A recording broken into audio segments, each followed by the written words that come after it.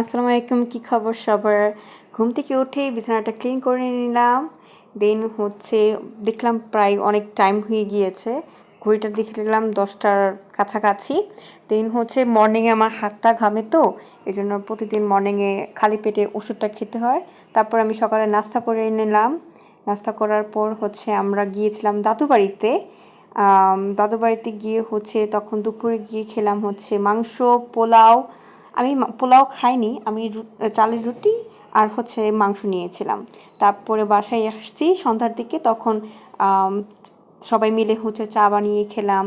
চার সাথে ওই বাড়িতে আমরা পিঠাও খেয়েছিলাম, পিঠা আর ওগুলো বাসায় নিয়ে এসেছি। তারপরে রাতের দিকে ভাত খাবো না বলে ওই সাগুদানার খেয়েছিলাম। তারপরে এই যে আমি এসে একটু গোসল করছিলাম, খুব মাথা ব্যথা করতেছিল।